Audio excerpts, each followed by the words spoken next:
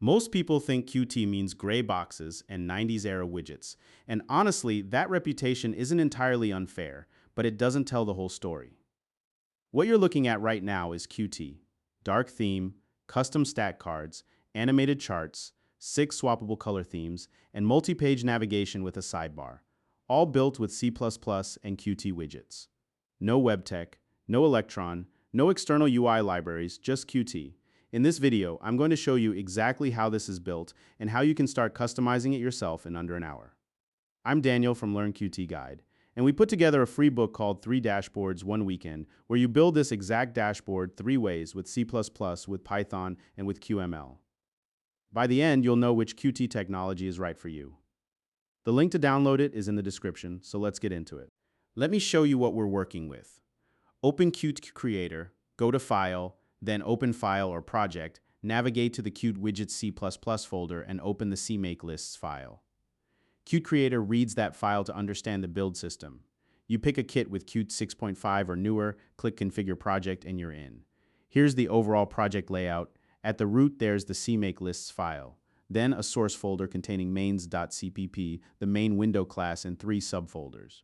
The Pages folder holds 1 file per page, Analytics, Reports, and Users. The Widgets folder holds the reusable building blocks, the sidebar, the stat card, and the chart widget. And the Utils folder holds the Theme Manager, which we'll dig into shortly. Finally, a Resources folder holds the 6 QSS style sheet files, 1 per theme. The heart of the architecture is the main window class. It holds the sidebar on the left and a stacked widget on the right. Think of the stacked widget like a tab container where only one page is visible at a time. Here's how navigation works. The sidebar emits a signal when you click a nav button. The main window catches that signal and calls a slot that switches which page is visible. That's it. No global state, no complicated routing, just Qt signals and slots doing what they were designed to do. Now hit the green run button. The first build takes a moment while it compiles everything, and when it finishes, that's what Qt Widgets with C++ looks like today, modern, dark, and professional. The first thing I want to show you is how the theming system works, because this is one of the most satisfying things to play with. The project ships with 6 complete themes: Dark, Purple, Ocean Breeze, Nord, Cyberpunk, and Forest. Each one is a single QSS file. Qt style sheets work almost exactly like CSS, but for Qt widgets. The theme manager loads whichever file is active at startup and applies it globally to the entire application. Right now, the default Dark theme is active. To switch to Cyberpunk, I changed just one line, the file name in the theme manager from Dark Themes to Cyberpunk. Then I rebuild and run. The entire application transforms. Neon cyan, hot magenta, electric yellow. Every widget, scroll bars, buttons, labels, the sidebar, picks up the new theme automatically because Qt style sheets apply globally to the whole app. You don't have to touch a single widget individually. Now open the Cyberpunk style sheet file and take a look at how it's defined. It's pure CSS syntax. Selectors, properties, values, even the scroll bars get individually styled. You can define gradient backgrounds, rounded corners, hover states. Anything CSS can describe, QSS can do for a Qt widget. That gradient scroll bar comes from a single style sheet rule, which gives you a sense of just how much you can do with Qt style sheet system. Try all 6 themes. Each one is a completely different vibe. The Forest theme is earthy and calm. The Nord theme is muted and professional. Ocean Breeze is cool blues and cyan. All pre-built, all sitting in the Styles folder, ready to swap in. Qt style sheets handle the global widget styling, but some widgets draw themselves manually using Qt's Painter API. Things like the stat cards and the charts, those can't be styled with a style sheet, so we need a different approach. That's what the colors struct is for. It lives in the theme manager header and acts as a single source of truth for all the accent colors used in custom painted widgets. It has named color constants: accent blue, accent green, accent red, accent orange. Each one is a hex color string.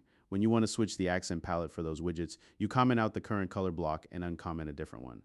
Here's the Cyberpunk version. Accent blue becomes electric cyan, accent green becomes neon green, accent red becomes hot magenta. Here's where those colors actually land in the code. Open the stat card source file and find the paint event method. This is the function Qt calls every time it needs to redraw the widget. Inside it, the painter reads directly from the colors struct. The card background color comes from colors, the secondary text color comes from colors, and the change indicator, the little green or red percentage at the bottom of each card, pulls accent green if the change is positive, or accent red if it's negative. All of that resolves through the same struct. This is a fully custom widget. It overrides the paint event and draws everything itself, using Qt's Painter API. No external graphics library, no image assets, pure code. When you change the color struct, every widget that reads from it, every stat card, every chart, every sidebar highlight, updates with the next build. The dashboard page shows 4 stat cards. Let's swap them out for a completely different dataset, an e-commerce set. In the main window source file, find the Create Stat Cards row function.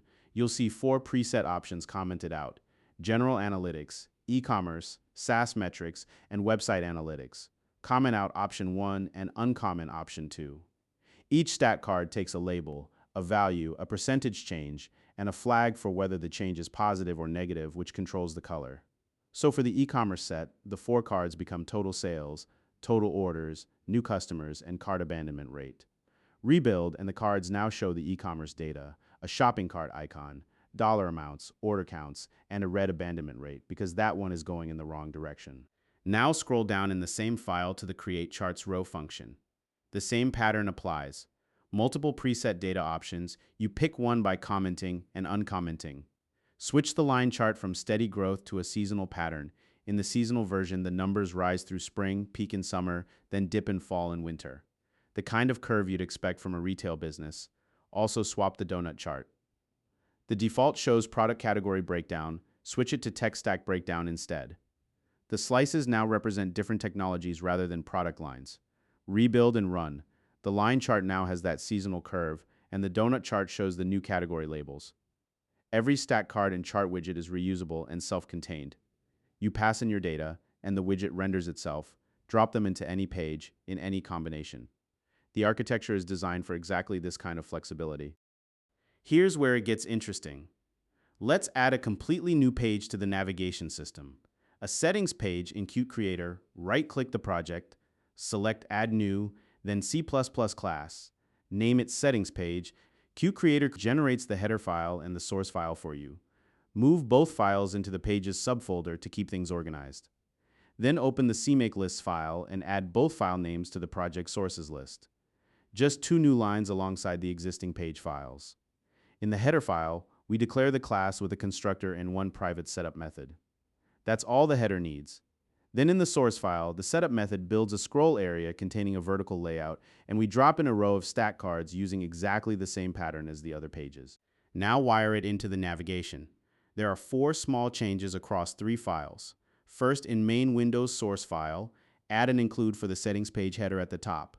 Second, in the same file, add the new page to the stacked widget. One line that creates a settings page and hands it to the stacked widget. It becomes page index 4 since we already have 4 pages numbered 0 through 3. Third, in the sidebar source file, add a new nav item to the list, a gear icon with the label settings. Fourth, back in the main window source file, add the breadcrumb text for the new page, something like settings/preferences to the page names list. 4 lines of code across 3 files, and the new page is fully wired in. Rebuild and run.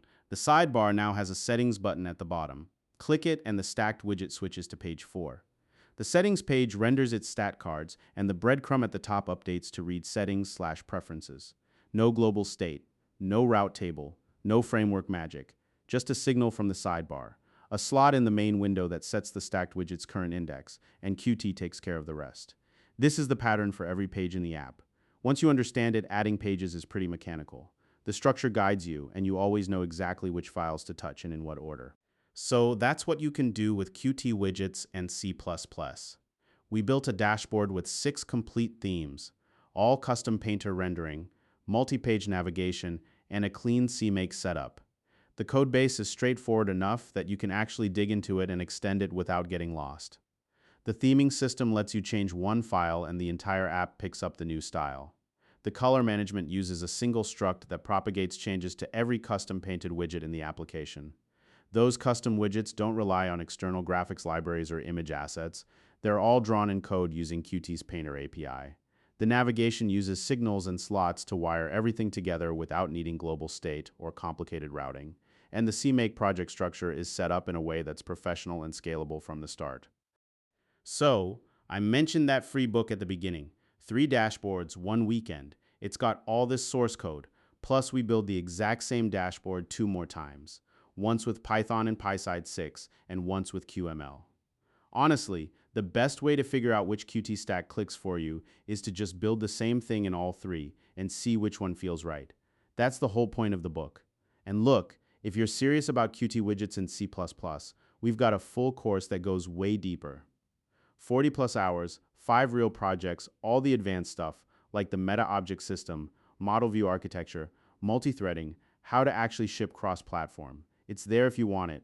Link to the free book is in the description. That's all I have for you today. If you found this video helpful, please like and subscribe for more Qt content. Thanks for watching, and I'll see you in the next one.